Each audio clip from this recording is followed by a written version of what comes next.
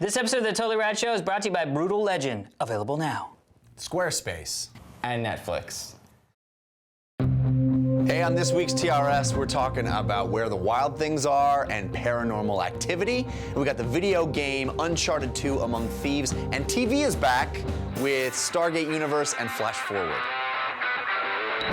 Three rad hosts feeling quite morose. See an ad in the post for a job busting ghosts. Now when Zool is invoked, that marshmallow man's toast, cause their proton packs roast his ass. Say adios. But don't get too close, getting slimed would be gross, so they stay back and post rad reviews they've composed. Now we don't mean to boast, we ain't afraid of no ghost, cause they'll all be engrossed in The Totally Rad Show.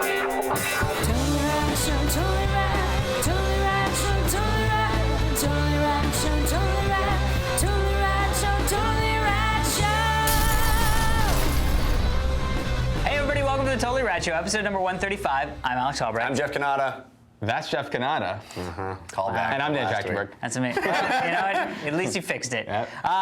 You're watching The Totally Rad Show, your weekly dose of all things rad. We go down to the local children's bookstore, pick out an old classic, and turn it into a feature-length film. Sort of like Spike Jonze. Unfortunately, we picked Everybody Poops. Whoops. Oh, Dan pooped. Super cool background this week. Yeah. Where the Wild Things Are background, obviously, is from Dennis Miller. Obviously. Everybody wants to rule the world, so There you go. I think he does this week. So we got I'm sure he's never heard any of those. No, of course not. So we've got a stacked show. We're talking about one of Dan's most anticipated games of the year, Uncharted 2, and one of our three most anticipated movies of the year, Where the Wild Things Are, as well as some cool TV stuff. So They probably heard all say show. that earlier before the show even started. And now I'm doing it again.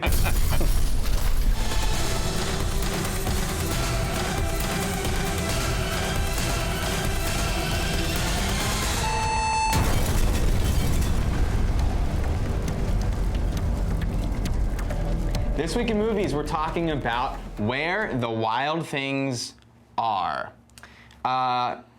It's based on a extremely popular, prolific, possibly multi-award winning, I would assume, children's illustrated novel by Maurice Sendak that I think almost everyone reads in their youth growing up. I think it's required reading. It's like To Kill a Mockingbird for kids. Like we all have to read that book. It's To Kill a Mockingbird for kids.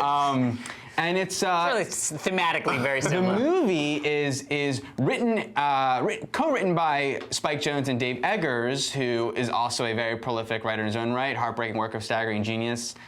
We brought him up with he wrote the screenplay for Away We Go. And Spike Jonze directs it, so being John Malkovich, adaptation, a movie that was in production for a while. I think. Well, you actually walked into many years ago. There was a gallery that just happened to be on La Cienega, and Heather and I just stumbled in, and it was all production stills from Where the Wild Things Are, and hand-drawn designs and stuff, and some of them were dated in 2005. Yeah, and reportedly problematic production. Yeah, it was supposed to come out in 2000. It's supposed to come out a year or two ago, and it went from one studio to another. It's at Warner Brothers now. I don't know where it started out, but yes, apparently there was a lot of issues with earlier cuts and too adult, too childlike. Anyway, it's about a the actor's name is Max Records. Is his name Max? Yeah, the character's name. Okay, yeah. Okay.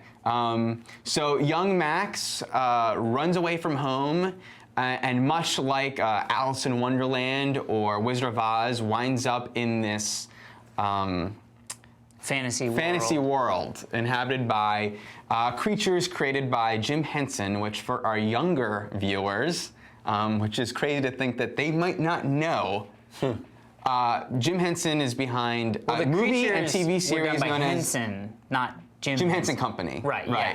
'Cause Jim Henson's not alive with us anymore. Yes. But they are behind the Muppets movies and TV show and Sesame Street, Fraggle Rock, which these creatures are very similar to those big things in that. But show. also, I mean, you haven't mentioned any of the other more realistic puppetry projects that they've been associated with over time, which, pre-CG days, they were sort of the go-to guys to create creatures that you couldn't... Labyrinth was, I believe, even Henson. Jabba the Hutt. I mean, that's the kind of... Right.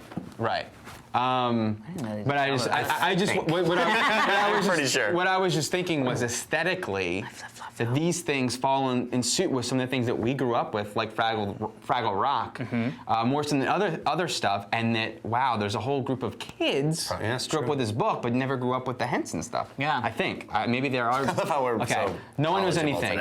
Let's talk about the movie, shall we? Yes. So Jeff, yes, you mentioned at Comic-Con that this over all other things was the thing you're most excited for. Yeah. Now you've seen it. I have.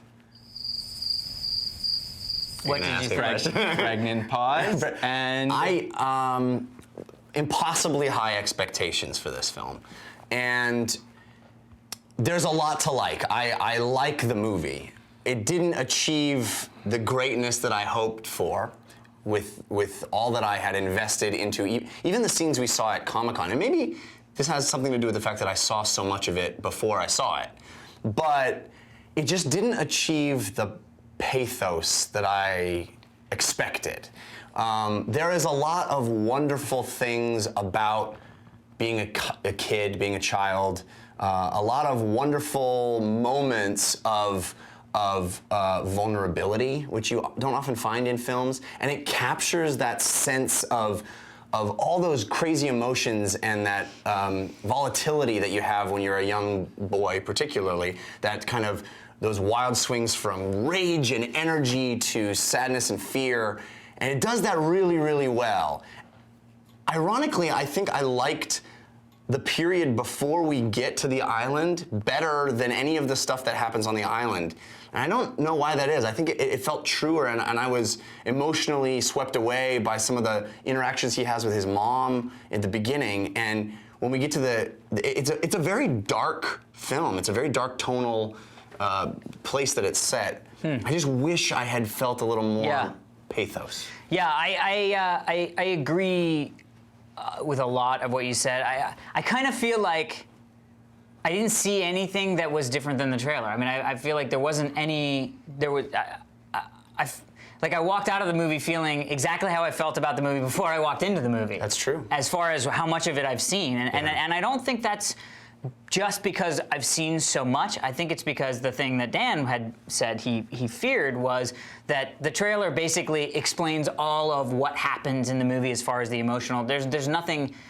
There's no emotional state that is any different than an emotional state depicted in the trailer. So it's sort of like, it is gorgeous. It's a joy to see this book that I loved as a child represented in film, and the way that they did it was spectacular, and there's a lot to love about the movie. It's just that it almost feels like I went in and saw a short film, and I walked out and was like, wow, that was a really cool 20-minute film. This was an hour and 50 minutes, you know what I mean? There wasn't anything, it just seemed like there wasn't anything there, you know what I mean? I agree with both you guys.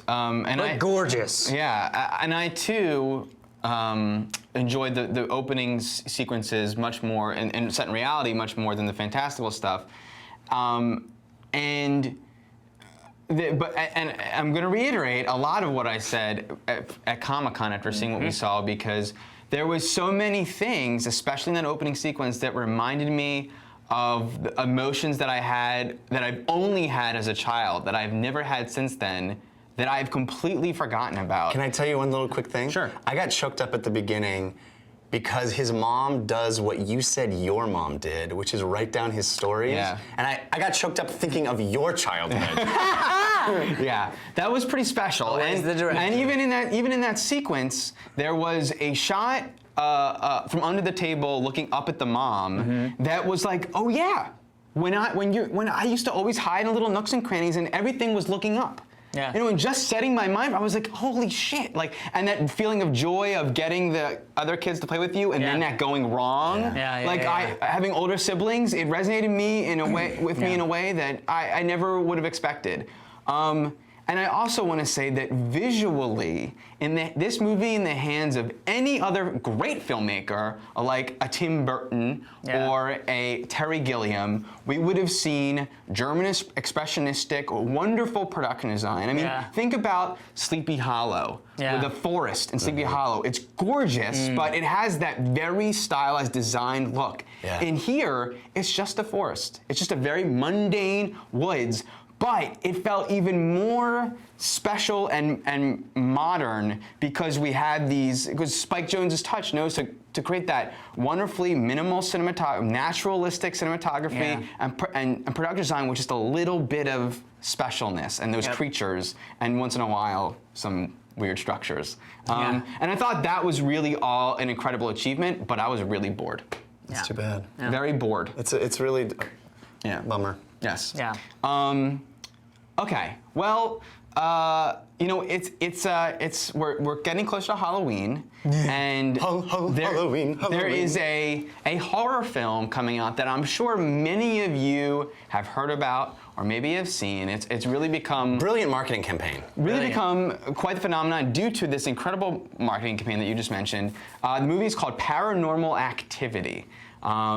And what they did to release this movie, so the deal is it's a little big film, you know, it was made for $11,000. It's a lot like this Blair Witch Project from years ago, where that Blair Witch Project that kids are talking about. Not only in terms of it's all shot on video and it feels as if it's just this real thing that actually happened, but also a very viralistic marketing campaign and really spreading through word of mouth. Right. I saw the movie a week or so ago, and I felt like there's no way that we could review this movie without ruining the experience for others, because it's a movie that's so dependent upon the atmosphere in which you're seeing it and hearing about it and all that stuff. Jeff, you went out and saw the movie as well. I did. And I agree with that point. And we want to take real care to not spoil anything. And I urge anybody that's thinking about seeing it to not spoil the experience for yourself, like this one over here. Yes. But I will say. Oh, I thought you meant like stop watching the segment. And I was like, No.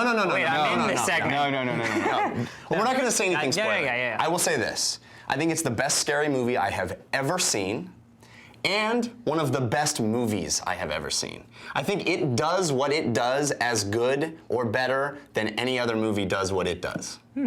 And I urge everybody to rush out and see that movie. It is one of the most incredible experiences I've ever had in a movie theater. Interesting.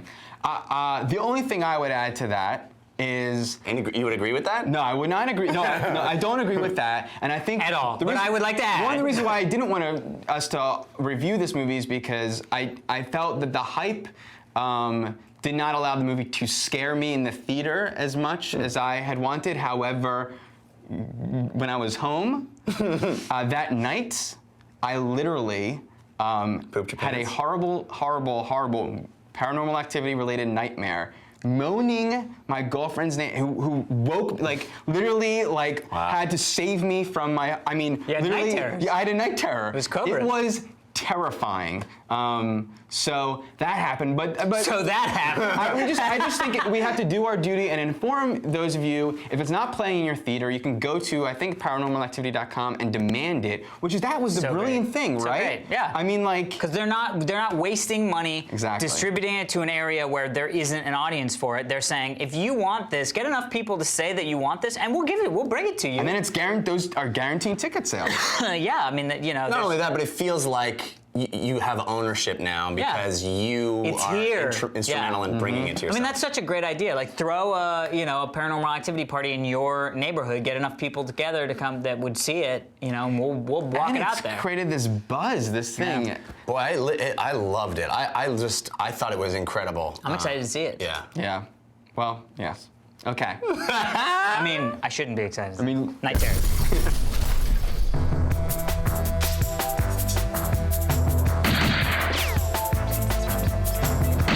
Reload.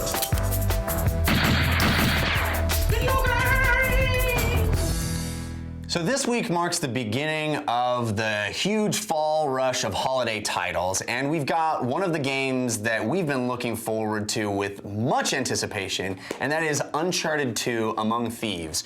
at least two of us on this panel were huge fans of the first Uncharted game. At least two. At least two. Potentially more? No, I didn't At really most like two, it. I didn't it like turns out. the first game that much. Yeah, which was Naughty Dog's sort of Tomb Raider-esque action-adventure title.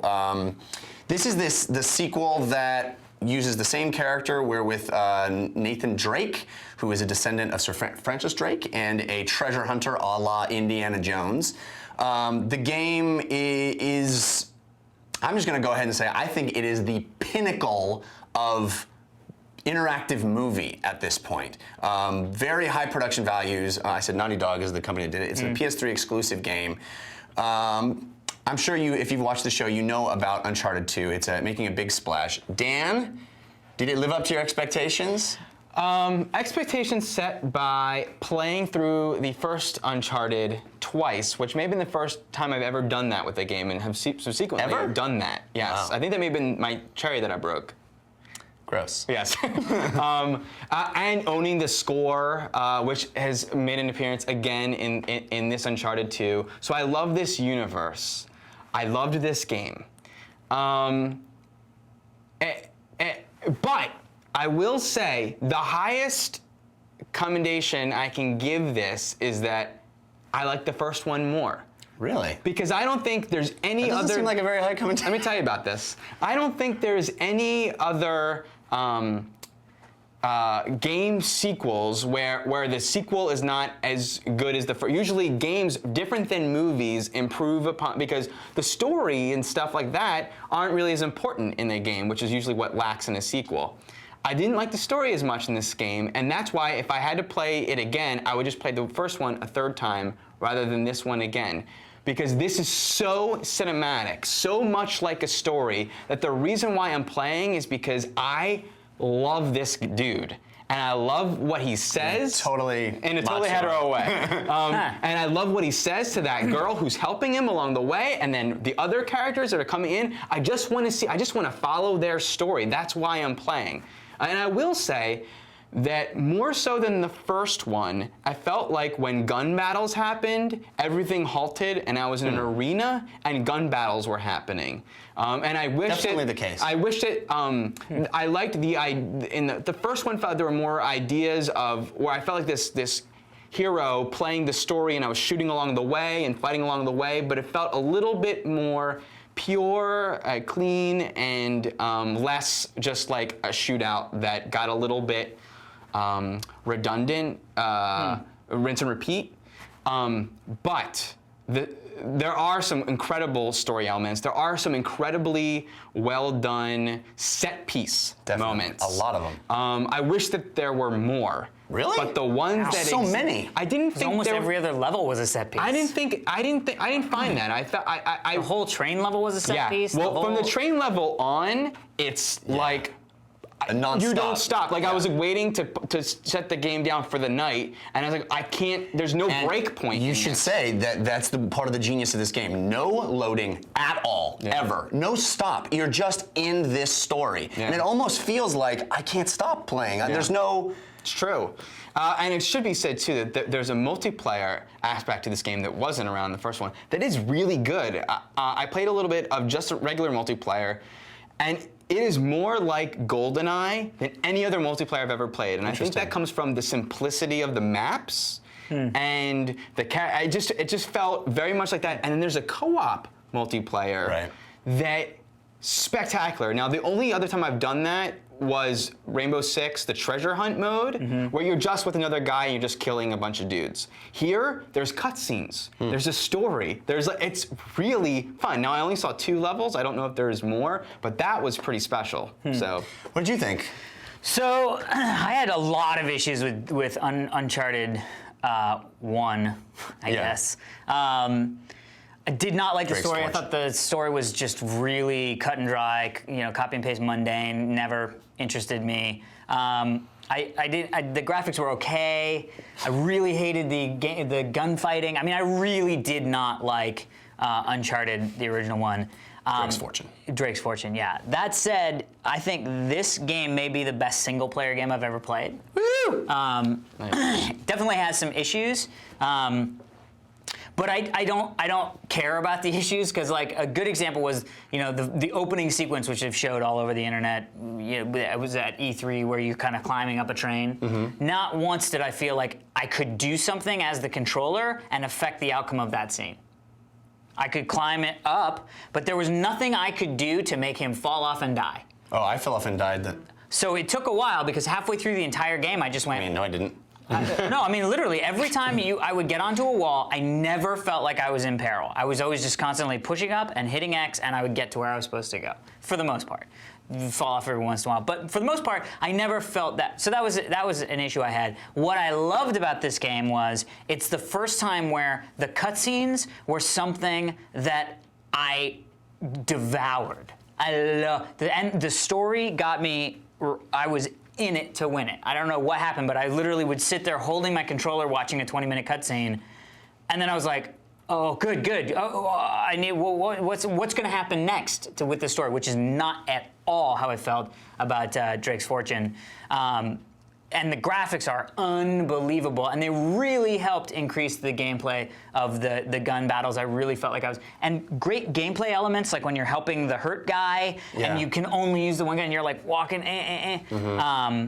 And the puzzle solving stuff was a little easy, a little bit, but it's not lame, it's not really about that. But I agree with you guys, and I'm man. so happy there were no zombies. So happy, because that's where Drake's lost me, because I was like, now it's just a zombie game, and I was having so much fun killing, Right, and I think that they heard that, and there's like jokey references. I think this is a game that anybody who loves video games has got to play. It's phenomenal. High production value across the board. I mean, literally AAA in every facet of production. It's a spectacular game, a reason to buy a PS3. Everything. It is a better movie than the fourth Indiana Jones film. Yep. Oh yeah. But that's not. I mean, that's not just a that's Steven an Spielberg and George Lucas and Harrison Ford made a movie that's not as good as this video game. Yeah. Well, have you seen the ad for this game? Yeah. Where the guy's like, my girlfriend won't stop. I agree, dude. I think you should grab someone you love and play this game with them sitting next to you, because they will be entertained. Yeah. This is a phenomenal experience, start to finish. The action sequences, you mentioned the train sequence. Yeah. If that sequence alone was in a video game, it would be one of the best video games I've played all year. That sequence, there's a Jeep sequence that is unreal. So much happens there.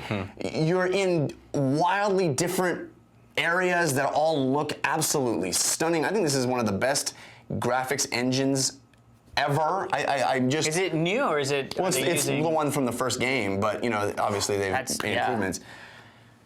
I cannot say enough great things about this game. It is exactly what I hoped for and more. The single player experience, though I blew through it in a couple of days, is lengthy for these kinds of games and never disappoints. There's never anything I'm doing where I'm like, oh, I just got to get through this to get to the next thing. It is the best paced game I think I've ever played, because while you're breathless from these incredibly powerful action sequences, then you get into a series where you're exploring or figuring out a puzzle, and it's done so well. And let me just say that the gun battles that you mentioned, I think, are much improved from the first game. They added a stealth mechanic that is entirely fun, and I don't usually enjoy stealth games. And the fist fighting stuff. There were the combat system was very cool. Yeah, where you could see there was a little bit more. Well, but it's not. I wish there was more tit for tat in it. It was sort of like I could always do the same thing, but like teat, and then that was it. There was no tat. No tat. But I will say there were a couple. There was one level where it was like all stealth all the time. And it just frustrated the hell out of me. I mean, I almost. Well, that's right at the beginning, but they never ever do that again. I know, and that's why it's good to just get through that if you're having frustrations with the stuff. Also, the first game ended on a very unsatisfying way as far as the last battle with the last boss, and I felt like the last battle with this boss, the end boss in this game, was much better handled. Really, I feel like this improved on the first game in every way you could ask for, except for maybe you're saying story. The only criticism I have is the dark-haired woman feels like a video game character. Yeah. Whereas the blonde from the first game feels like a the fact that I could well-rounded human. I feel like right now I could talk about this as if it was a movie. Right. Which is, like I said, the highest compliment you could pay this thing, because I felt like the dark-haired character. I always felt like she Chloe? was. Yeah, Chloe. I always felt like she was going to betray him at any point, and then I realized I wasn't supposed to feel that way, and then it was sort of too late, and I realized that I should have started to trust her throughout the entire time. You know, I felt like she portrayed that as a Well, that's how I felt. vixen. That's how I well, felt. she's supposed to be the anti-hero.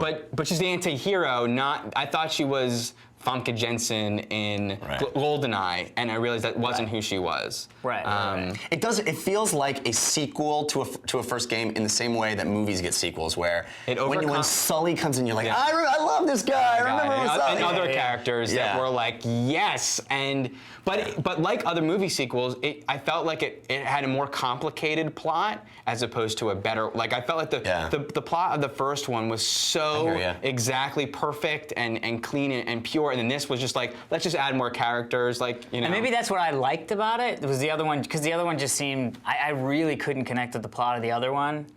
This one, for some reason, with all the twists and turns, I really love it. Yeah, I didn't. I mean, believe me, I wish I could have. Well, we all give it huge recommendations. Huge recommendations. So rock it.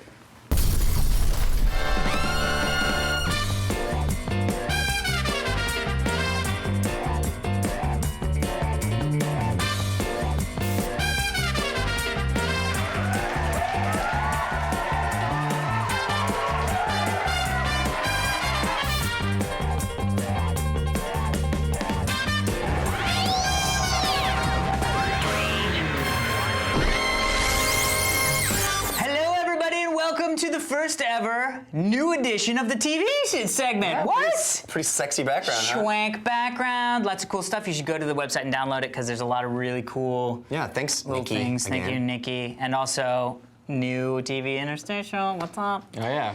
Fun. Dan just got here. What's up, Slow Burn?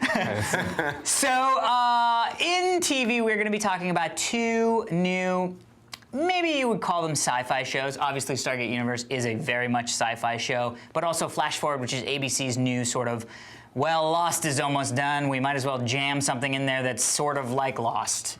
And produced by ABC Studios, which is interesting. So I want to talk first about Stargate Universe.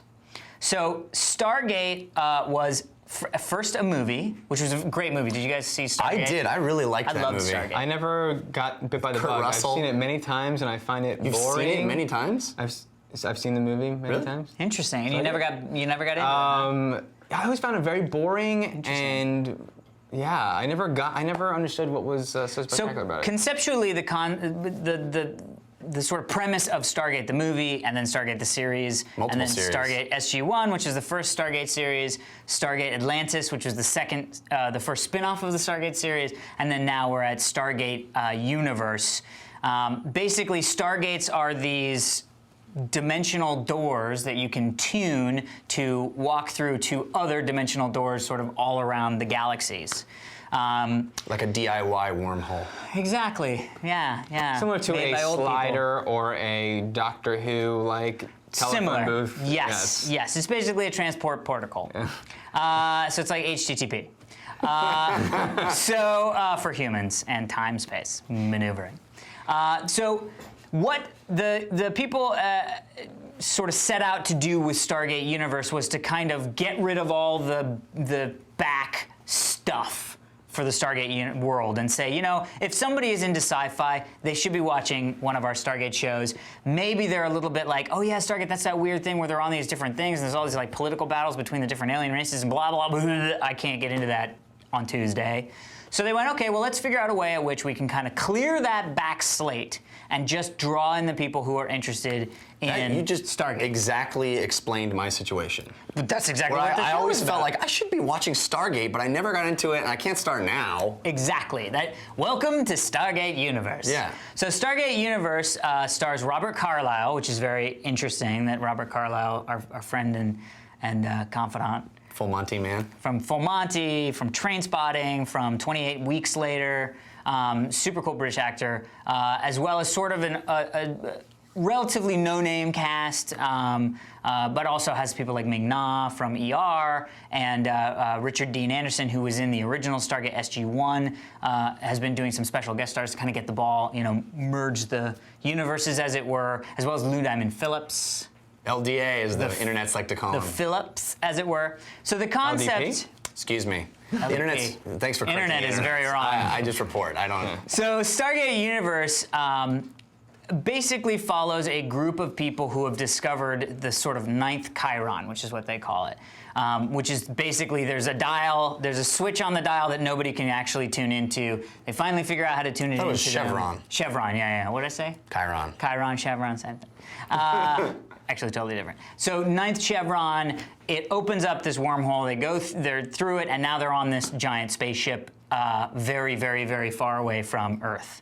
And so it's this traveling sort of, it's akin to Voyager, the TV series. Battlestar Galactica meets Voyager. Well, this show, I will say, it is very clear that they are trying to fill the hole left by Battlestar Galactica on the Sci-Fi Channel, because it is very, very Battlestar Galactica. Are the other Stargates? You didn't, but did you watch the other Stargates? Yeah, I have dabbled around, not Battlestar at all, at all. Based on Earth, going through portals to different planets. It's basically trips to different planets. Visually very TV, not very Battlestar. Gotcha. So, Jeffrey. Yes, sir. You've now got your experience to get into SG. Yeah, like I said, I had no experience with the Stargate other than seeing the film when it was in theaters, which is, I'm scared to know how long ago that was. 1977.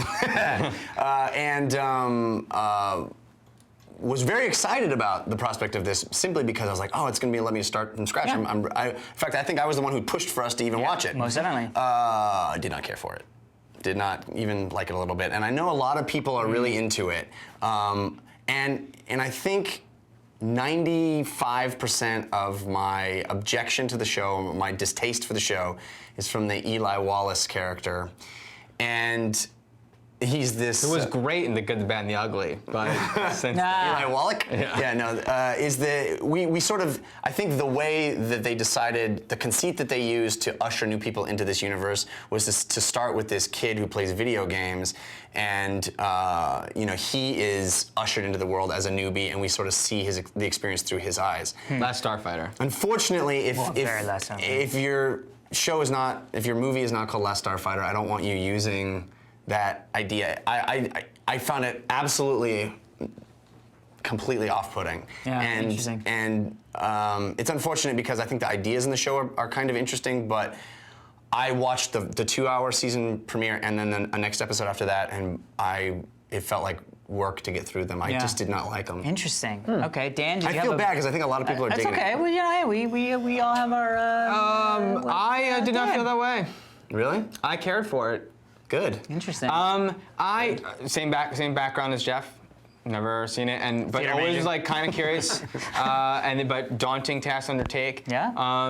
While I didn't love I absolutely agree that this Eli Wallace character is our window into this universe, and he's us basically. And not as dudes, but just he's a normal guy as we are, and who knows nothing about this world. Well, he's not a normal guy. He's a get to genius. Yes. He's a genius. Right. He's like a savant. But I mean, he's not like a part us. of. No, but he's what the point I was making was that he's not a part of that universe. Right. And he's just like as if we lived in this world and we got transported, and that's right. So, and I don't think he's been given any. I instantly sort of like his face, But Well, he's a beautiful man. And I was expecting him to be to really. Dan on the street, like your face. I was expecting him to be funnier and wittier than he was. I don't think he's been given any of those opportunities yet, but there's a whole lot of TV series that I felt very similar to, and then I could see this kid growing into, or them, the writers understanding what they have and utilizing it. I'm not attacking the actor. Be clear. No. I'm not either. Okay. I know you're. He wasn't implying that you were. Right. No, I'm just I'm even defending that hopefully they start writing start writing for that character much better. He doesn't offend me in any way, but which was better. But everything else, I really want to like the show. Yeah. So every moment that I watch, I'm wanting to like it. It's visually spectacular, and for TV, it's really great looking. and well done. All the acting, I think, is really good. I think, especially Robert Carlyle, I love, and I'm glad to see him utilized. Yeah. And there's a lot of interesting ideas. I agree. Yeah. Unfortunately, there's not a lot of character. Just in the last episode, this third episode that aired, we're finally getting a little character stuff. So it's going through all the motions and it's doing all the motions very well. Right. But I don't have any like. You just haven't built the pairs. connections. Yeah, and I'm hoping that it starts to do that because Yeah. it definitely could lose me. But I'm in to see if it gets Yeah. there because I couldn't agree with you more. I'm in to see if it can live up to what I want it to be. I agree with you as well. As soon as it started, the good news is with that whole like, oh, I did the Yeti, or not the Yeti, like, I found the thing, I solved the thing, oh, it didn't do anything. And then the guy shows up, I'm like, oh, Last Starfighter, you can't do this. But then when Robert Carlyle showed up, I was like, okay, yes, that annoys me. I'm gonna go with it because I wanna see what this, where are they gonna go outside of that, trope that they use, which is fine. So where I think it started to lose me a skosh also was when it, at the end of the 2-hour thing, they kind of show their hand as to what the structure of every episode is gonna be. It's, well, here's the monster of the week and how it's gonna play out. And that's when I kind of went, I don't know if I'm gonna love that, monster of the weakness of it. Of, oh, look, the door's opening, let's go see what's on the other side. Wink, you know what I mean? Mm-hmm. Whereas Battlestar, it was all about these people on this journey, and though there were those episodes where it was really one-off monster of the weeks, it was in this world of this thing that's happening, and I'm hoping that they spend more time with what is the main thing that they're trying to do rather than these weekly jaunts to different planets. But I am in enough to see more episodes. I'm interested to see how it goes, and I think it's going to be something that we touch back on and see how at least Dan and I don't feel pressure to keep watching. So we are moving on to Flash Forward, ABC's new... Flashing forward? Flashing forward. We're going to flash forward. Actually, you guys have probably already seen this because when you guys passed out, all of you, this is what you saw, was this part of the segment. So Flash Forward follows Joseph Fiennes and John Cho from Star Trek, and a sort of myriad of other people. Penny from Lost is actually on there. Ian, what's his butt? The guy from Lord of the Rings and Lost, who played Charlie on Lost, is also going to be on. Ian something or other. He's also going to be on the show. So there's even crossover between actors. Dominic Monaghan. What was I saying, Ian? I don't know. It's crazy. Yeah. So there's even crossover on this sort of Lost thing, and it's produced and created by David Goyer, who co-wrote The Dark Knight. Or did he write it? He co-wrote Batman Begins and Dark Knight. And Dark Knight, and but Blade. also Blade, and directed Blade 3. Right. And Brandon Braga, who is has been a producer on Star Trek, on a lot of the different Star Trek series. He was I think an associate producer, a series producer on Star Trek Next Generation, was a producer on Voyager and Deep Space Nine, and then also was a producer on the Star Trek movie. So he's a big Star Trek guy. Have put together this show, and the concept is there was a moment in time at which every single person on the planet passed out for 137 seconds. And in that pass out, every single one of them saw 6 months into the future while they were unconscious of what they were going to be doing exactly 6 months in the future. And so it's this who done it kind of why done it, what done, what does it mean, is it actually the future, or was it just sort of mass consciousness? Basically it follows these FBI agents trying to solve what it is that happened, as well as a few other characters and sort of their experiences around it.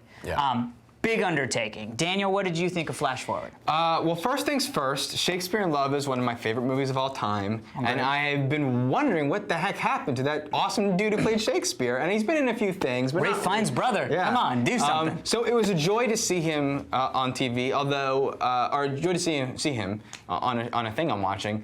Not loving his character yet. John Cho, I think, is great on the show.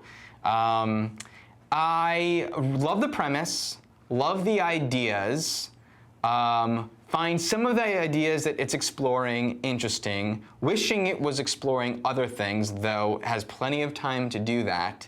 I feel, though, that a lot like Lost, it's a show, and how I felt about Battlestar is that it's only as good as its plot for that week, whereas other shows, my favorites, are generally, the plot is cool when it's cool, but all I care about is all these characters and how they're enmeshed with one another. Right.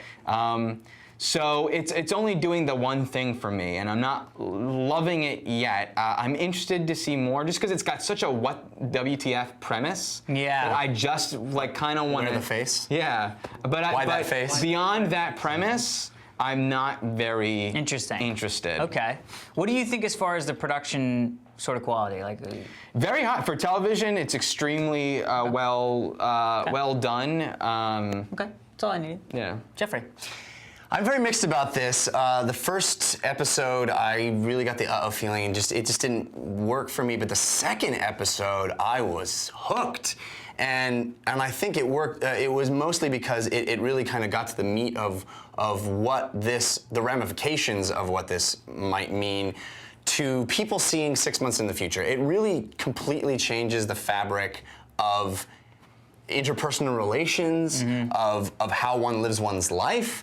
If you've seen what you're doing in 6 months, and it's wonderful the little bits where the show delves into those philosophical implications, and that's where the show really flies for me. Also, the brilliant hook of what is all this, and there's a thing at the end of the second episode where they show you a clip from a baseball stadium, and that moment I was like, oh, I gotta watch this show. Fortunately, the third and fourth episodes, which I've seen now, felt a little slow, a little plodding, and I'm worried that the show is going to get bogged down in its own Stink. Well, and and I don't really want to see a medical drama encased in this show, which kind of is happening a little bit. Yeah. I really want those ideas to be fleshed out. I'm really sticking with it. Last night, the fourth episode came on, and I was really excited to see it. So, judging by that, I think I'm going to keep watching, and I just hope it doesn't come out so slowly, the revelations to come out so slowly. Yeah, I didn't really care for this series. I'm going to continue watching it because I fear it's going to be one of those things where there is going to be an episode in 3 weeks, 4 weeks, that everybody is going to be talking about. Yeah. That's my fear. That's why I'm watching it too. And that's why I'm going to continue watching it, because Totally. it's I know what's going to happen. But most of the stuff, the interpersonal stuff that's going on, I'm snooze fest. I'm fast forwarding through scenes that are it's those the stadium shot moments.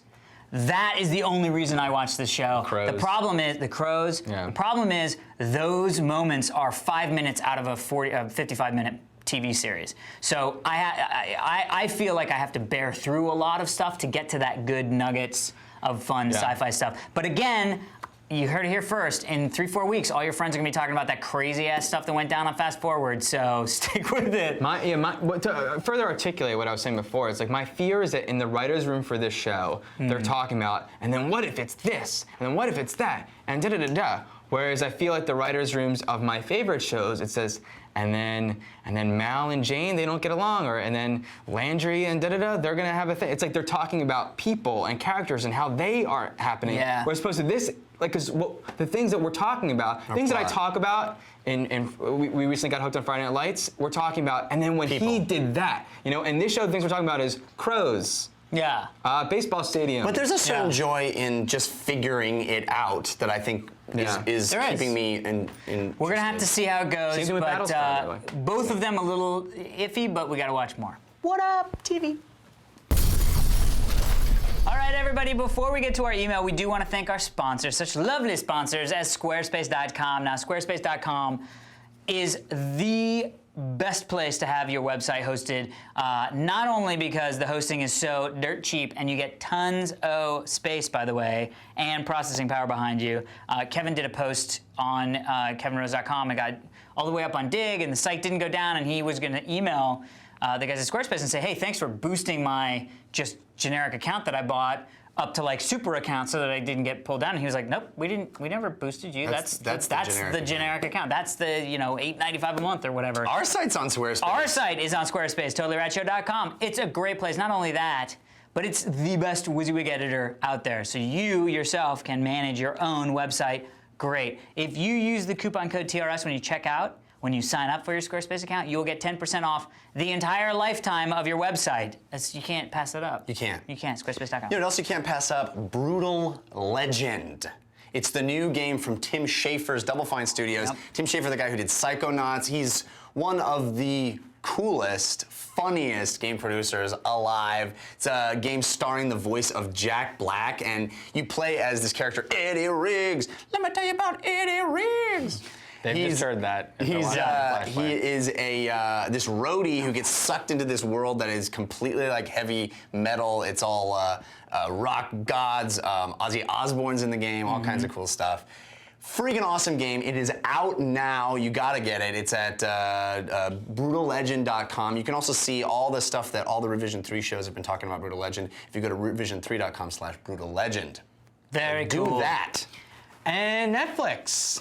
Old school. Your source for online renting. I'm sure you're already using it.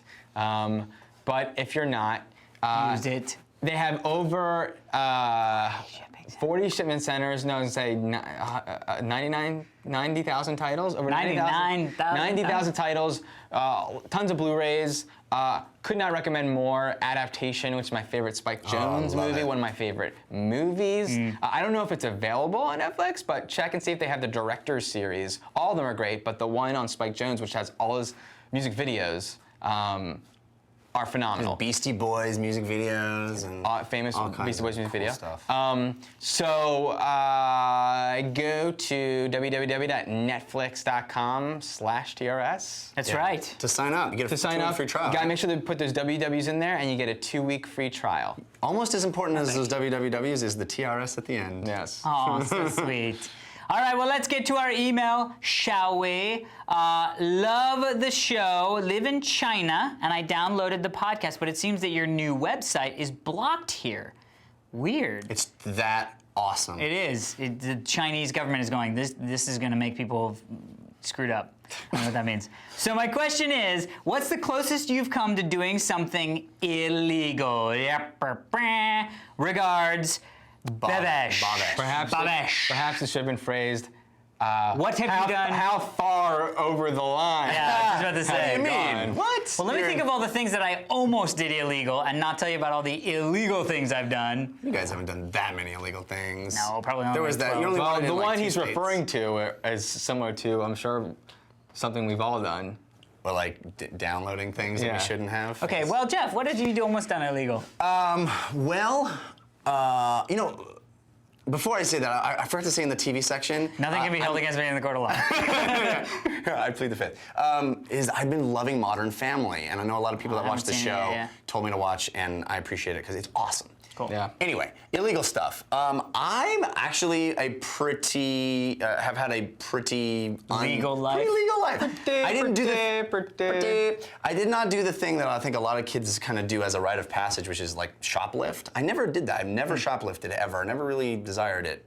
The one thing, when I was in high school, I had a bunch of friends that were going to go around and steal street signs, Done that. and I didn't go. Oh, so that Not was because close. I don't even remember. It was like Halloween or right before Halloween, and I, for some reason, didn't go. Not because I wouldn't have. I Right. really wanted to. It sounded like a lot of fun, but it turned out that night they were driving around without their lights on in their car, and the cop came. I mean, idiots didn't have their lights on because they thought they'd be sneakier to do that. Yeah. And then the cop pulled them over not having their lights on, and then found like a stack of street signs on the passenger seat or back seat, my whatever God. it was, and they all Geniuses. got busted, and I wasn't there.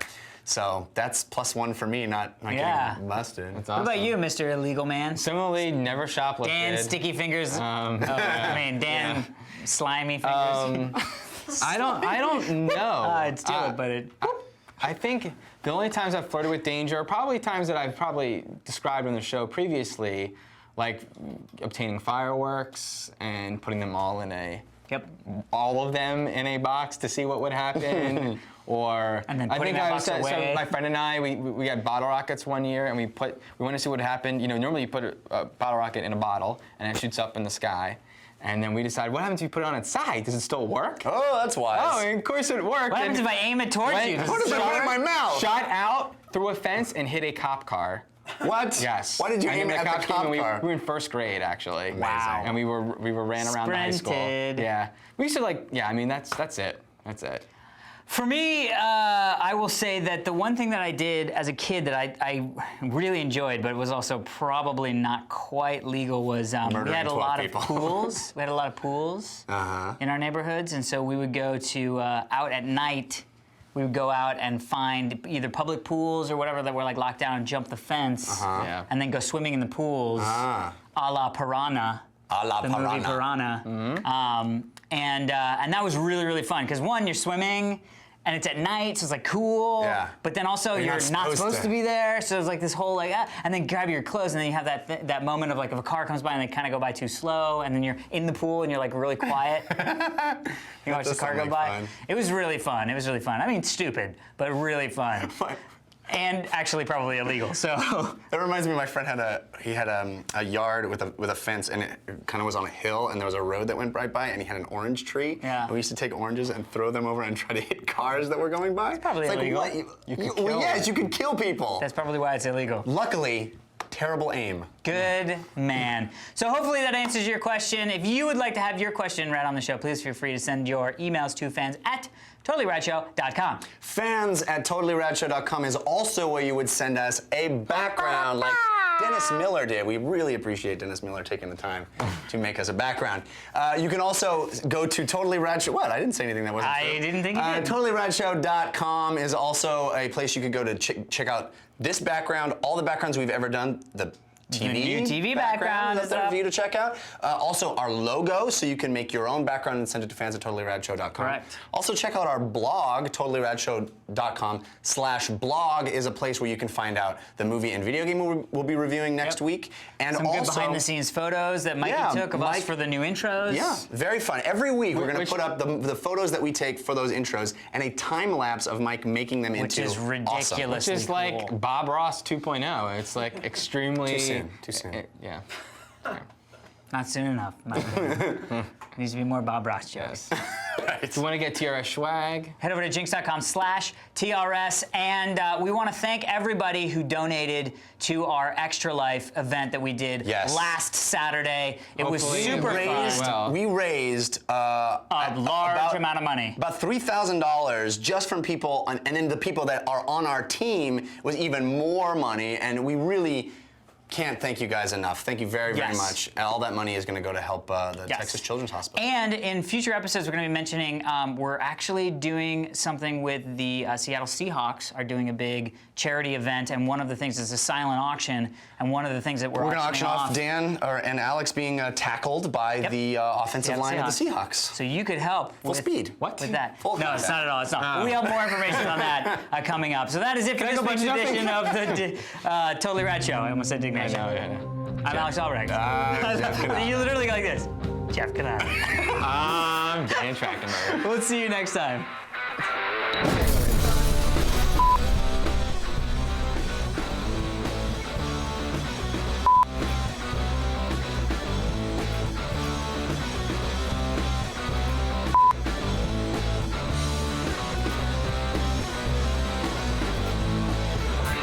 My vast canyon. Yeah, you're asking between your legs. All right, here we go. Less vagina jokes. Wait. Nope. What? It didn't happen. All right, you got it. There it is. It Slow happened. burn. I'm slow burn.